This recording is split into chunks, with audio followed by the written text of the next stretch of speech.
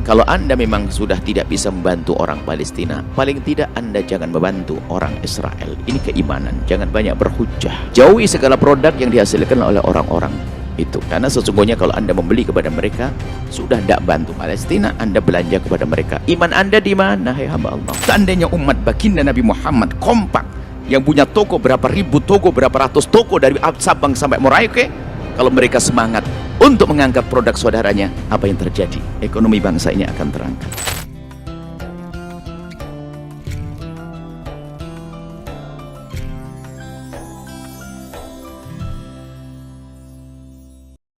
Kami yakin kisah Palestina pun juga tidak beda dengan kisah Sayyidina Musa alaihissalam.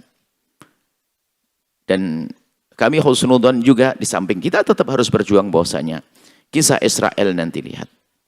Ya, kisah Israel nanti yang akan menghancurkan diantaranya, memang kaum muslimin juga akan berperang melawan mereka untuk berjihad, akan tapi dalam diri mereka sendiri juga akan muncul orang-orang yang akan memusuhi kekejaman Israel hari ini. Maka yang sangat unik adalah kaum muslimin yang tidak peduli dengan kasus Palestina. Hatimu di mana, hai hamba Allah? Hatimu di mana, hai hamba Allah? Sudahlah, Anda harus punya martabat. Ada beberapa martabat tertinggi. Kasus Palestina, martabat tertinggi adalah mereka itu yang berada di Palestina berkorban dengan jiwa dan raganya. Dan hartanya lenyap. Jiwanya terpotong-potong, pada akhirnya jasadnya tersakiti dan akhirnya mati. Itu martabat tertinggi. Tentang Palestina.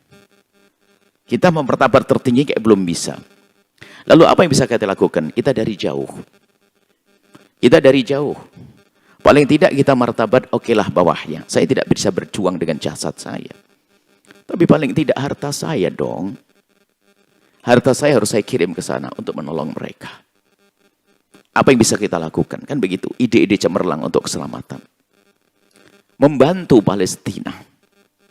Membantu Palestina. Apakah Anda sudah mengeluarkan dari kocek Anda, ya hamba Allah? Perlu kejujuran, Anda tidak perlu menjawab. Karena ini masalah iman di hati. Jangan hanya pandai teriak-teriak tentang Palestina, membela Palestina, sedih dengan kocek. Tapi kocek Anda belum pernah Anda ambil untuk Palestina. Lalu Anda mau apa? Tanyakan diri Anda sendiri. Mana iman Anda? Mereka saudara-saudari kita yang ditindas, ketakutan dan sebagainya. Jihad dengan harta kita deh. Biarpun hanya Rp1.000 karena Anda punya uang cuma Rp2.000. Kasihkan hanya Rp100.000 karena Anda memang cuma Rp200. Anda harus membantu mereka, bismillah. Dengan harta Anda. Kemudian yang ketiga, kalau Anda memang sudah tidak bisa membantu orang Palestina, paling tidak Anda jangan membantu orang Israel. Ini keimanan, jangan banyak berhujjah. Jauhi segala produk yang dihasilkan oleh orang-orang itu.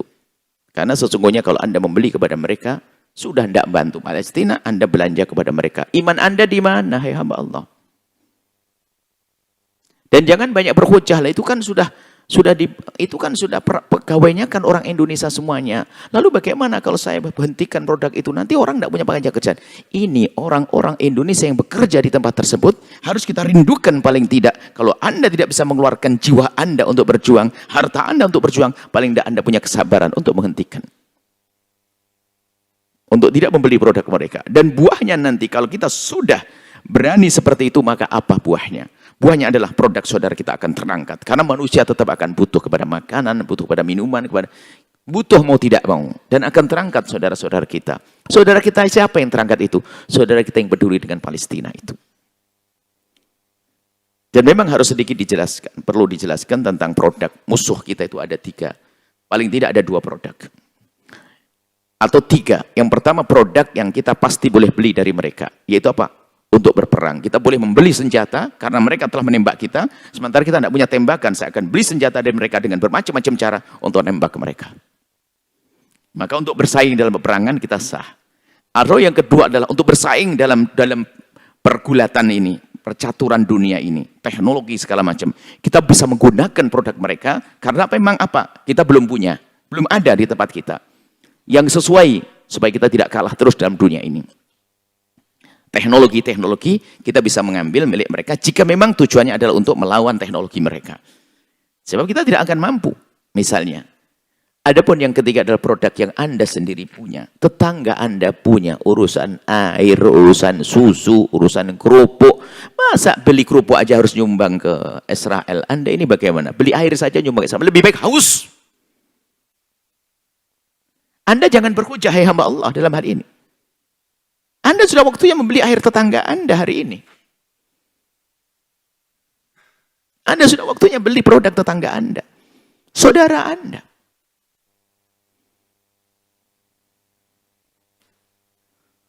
Kalau ada saudara non-muslim sekalipun, asalkan dia tidak memusuhi Islam, kita tidak dilarang kok berhubungan baik dengan mereka. Tapi kalau sebuah produk sudah diindikasi bahwasanya akan ke sana, ke Israel, kok Anda masih minum, di mana iman Anda? Bisa jadi satu wadah minuman atau apapun yang Anda beli itu jadi peluru yang akan ditembakkan kepada orang Islam. Ini harus ada keimanan. Yang jadi masalah adalah keroposnya iman. Jangankan dalam dunia yang seluas, yang dunia lebih luas, di dalam dunia peperangan, di saat berperang pun ada yang berkhianat kok. Bukankah zaman Belanda dulu ada antek-antek Belanda? Itu ada dari paman-paman pejuang. Itu ada antek Belanda dia. Dia hanya mementingkan kepentingannya sendiri. Yang penting aku senang. Dia mengambil keuntungan di balik kedekatannya dengan musuh. Tolong hai hamba Allah, sadari makna ini. Kita jangan menjadi antek. Antek-antek musuh. Yang lain teman kita berjuang, bersimbah darah. Nyawa melayang. Kemudian harta hilang. Ternyata kita enak-enak. Kalau Anda masih meminum produk saudara memusuhi kita, yang memusuhi Islam, memusuhi Palestina. Ini orang-orang, Anda punya orang di luar Islam pun, ya memang dalam hatinya ada kesadaran keinsyafan tentang kemanusiaan. Mereka sudah nggak mau berusaha untuk memboikot produk-produk semacam itu. Ini mana iman, wahai hamba Allah. Jangan banyak berhujah. Loh, itu kan aku punya toko, sudah terlanjur punya toko, karyanya banyak dan produknya isinya mereka semuanya, milik mereka semuanya. Kalau saya tutup karya gimana? Saudara Anda bukan tidak punya produk. Langsung hentikan ganti produk saudara Anda. Ini perlu jihad. Kalau pada zaman Belanda dulu kan ada antek terang-terangan, ya kan? Langsung memihak kepada Belanda, jadi mata-mata dan sebagainya. Na'udzubillah. Waduh, semuanya kan benci. Jangan sampai kita menjadi antek halus. Antek halus. Tidak pernah peduli kepada urusan orang Palestina.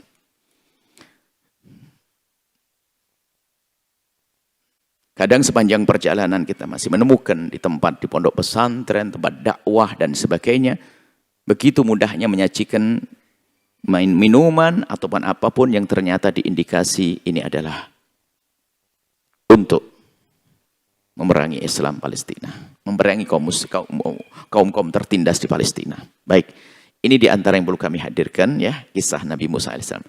Ayo kita semuanya insaf, itu saja. Kami ingin mengajari insaf dari diri kita sendiri.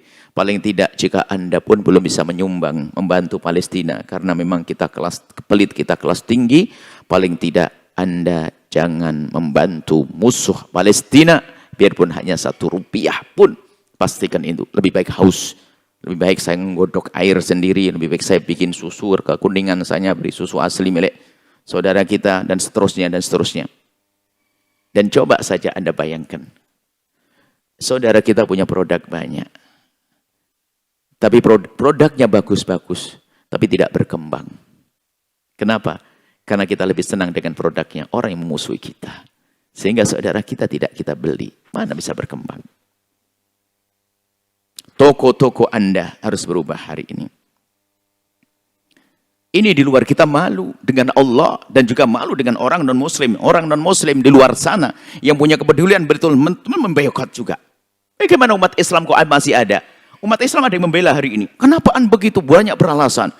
Nih, di luar sana itu ada orang punya perusahaan akan ditutup demi biarpun saya rugi. Paling tidak saya tidak melakukan kezaliman. Non-muslim juga ada semacam itu, bukan orang Islam saja.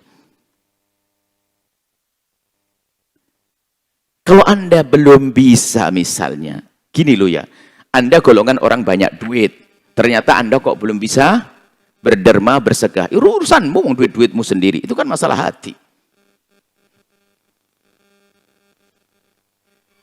Tapi jangan menggombosi orang yang mau berderma. Ngapain sedekah-sedekah ke sana? Apalagi dengan isu-isu, wah nanti gak nyampe dan sebagainya. Bukan urusanmu nyampe dan nyampe. Yang penting kita membersihkan hati kita dari ketidakpedulian. Misalnya ada tetangga kita, fakir, orang miskin di samping rumah kita. Atau di gang-gang sana. Dia fakir, miskin, kesakitan, kelaparan. Kita mendengar, lalu kita ingin mengirim uang dan makanan. Tatonya apa? Setelah kita kirim ke seseorang, sama orang dibawa pergi. Saya tidak tahu, orangnya sampai mati. Saya nggak dosa yang penting. Yang dosa yang bawa itu. Tapi saya sudah keluar daripada ketidakpedulian dengan saudara saya. Jangan bicara sampai tidak nyampe, urusan nanti. Yang penting keluarkan dari ketidakpedulian Anda ini. Laisa minna ma lam yahtam bi amril muslimin. Tidak golongan kami ahli iman kalau tidak peduli dengan urusan kaum muslimin. Ini yang harus kita hadirkan makna ini. Kalau berhujah, biarkan dia berhujah. Oh ini kan begini ini. Hati-hati kalau berhujah. Anda sendiri akan menyesal dengan hujah Anda sendiri. Kalau Anda pelit, jangan ngajari orang pelit. Kalau Anda belum bisa meninggalkan produk-produk musuh, Anda jangan mengajak orang beli produk musuh. Selesai. Paling tidak itu.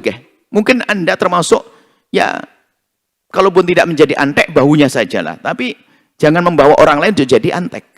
Antek musuh. Itu loh. Kita perlu membangun. Jujur, tetangga kita, saya melihat kemarin. Kita lihat kemarin ke bandara juga kita melihat. Ternyata produk lokal banyak. Sekarang ada pameran di bandara sana, pameran produk-produk lokal di Indonesia. Kita lihat produknya cakep-cakep, tidak kalah dengan produk-produk itu. Kenapa tidak gitu kita angkat? Kalau seandainya umat baginda Nabi Muhammad kompak, yang punya toko berapa ribu toko, berapa ratus toko dari Sabang sampai Merauke, kalau mereka semangat untuk mengangkat produk saudaranya, apa yang terjadi? Ekonomi bangsa ini akan terangkat. Indah. Indah semuanya. Baik ini. Tentu tidak kita pungkiri ada orang-orang Yahudi yang benci dengan kejadian hari ini di Palestina. Karena memang ini adalah bukan sekedar urusan agama, seharusnya kita berpikir ini sudah kemanusiaan. Kalau Anda tahu peperangan dalam Islam itu indah, anak kecil nggak boleh dibunuh. Nabi melihat perempuan dibunuh, kenapa kok perempuan ini ada terbunuh di sini? Ada perempuan kafir terbunuh di sini, kan perempuan tidak ikut perang, kenapa kau bunuh? Ditegur oleh Nabi.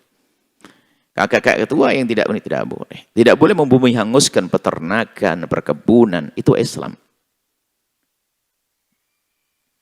Tapi lihat di luar Islam sana, lihat. Membumi hanguskan peternakan dan seterusnya, bayi-bayi mati. Mati syahid, mati mulia. Kekejaman yang luar biasa. Kekejaman yang luar biasa. Nah, ini makanya kemanusiaan harus. Makanya kalau kita lihat negara-negara yang mereka adalah bukan negara Muslim pun ternyata subhanallah ramai. Mereka mengerti tentang ini, cuman aneh. Bin ajaib, ini orang Islam sendiri ternyata masih bingung urusan begini. Itu imannya di mana, pikirannya di mana, hatinya di mana. Ini hadian. Orang non-Muslim saja sudah bersemangat untuk menghentikan kekejaman ini. Lalu kok ini ada orang Islam masih bingung saja. Bantu atau tidak bantu? Anda ini ketinggalan. Kok masih bahas bantu, tidak bantu? Anda ini hidup di mana? Atau memang sudah tidak ada iman di dalam hatinya? Atau dia salah mendapatkan informasi, salah bergaul, salah berguru barangkali. Itu kan masalah juga. Semoga Allah menjadikan kita adalah pejuang baginda Nabi yang sejati, memperjuangkan umat, memperjuangkan kemanusiaan, mewujudkan keadilan, kedamaian, dan keindahan di dunia. Menuju kebahagiaan dan keindahan di akhirat.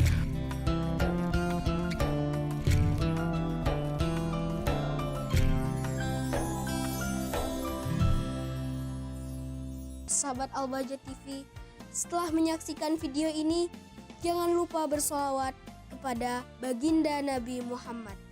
Shollu ala Nabi Muhammad. Allahumma sholli alaihi wa ala alihi wa sahbihi.